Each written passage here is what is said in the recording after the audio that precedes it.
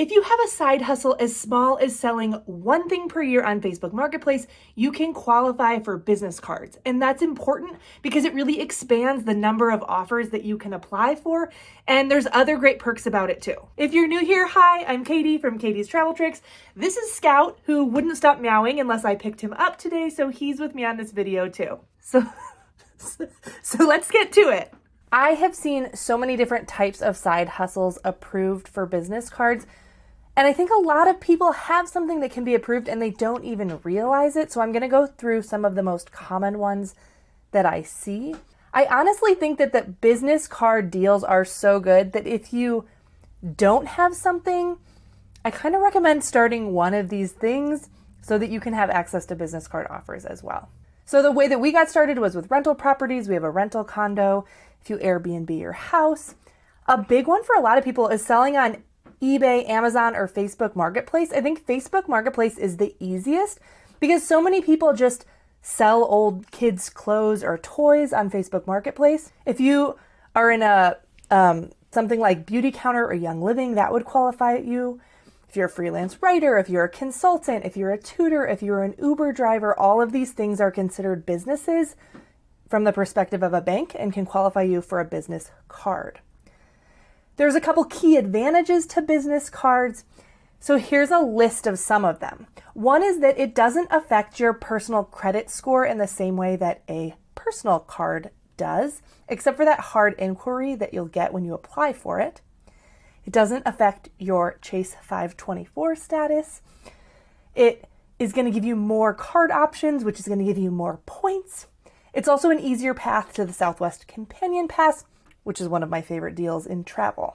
There's a few terms I want to go over as we're talking about this so you know, and I'll have another video going through a business card application step by step so you can see what that's like. Sole proprietorship is probably what you're going to be applying for your business card under this designation. If you have an LLC, you should know that, and so you would do that instead. You are not going to be applying as a partnership unless you have that specific business designation, even if it's something that you do with a partner. So even though my husband and I own our rental condo together, we apply for business cards as a sole proprietorship. Many applications also ask for an EIN. You can get an EIN if you want to. It's free to apply for one. If you don't have an EIN, you can just use your social security number where it asks for EIN. Some examples of some really great offers or great offers. Right now, January 2023, the Chase Ink Unlimited's offering 90,000 points after you spend 6,000 in 3 months. It's a big spend, but that's a huge amount of Chase Ultimate Rewards points. I mentioned the Southwest cards before. So it gives you an opportunity to earn more points, but in addition to more points, you also have a much easier path to the Companion Pass. There's so many more business card offers, but those are just two, just to give you an idea that there's a lot of good ones out there. A lot of people have questions about this, putting non-business spend on a business card, and I'm going to explain this to you as far as I understand it. So as far as I understand it, when banks say they're asking you to not do this, so they're saying just put business spend on, they are basically covering themselves for lawsuits due to some legislation that's out there. I personally do put personal spend on business cards, and I've done this for 10 years and I've never had a problem, as to many people that I know. That being said, here's the legislation so you can make your own decision.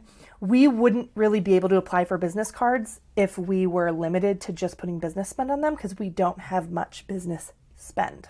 The big thing, as far as my understanding goes, is that business cards aren't protected by the Credit Card Act of 2009.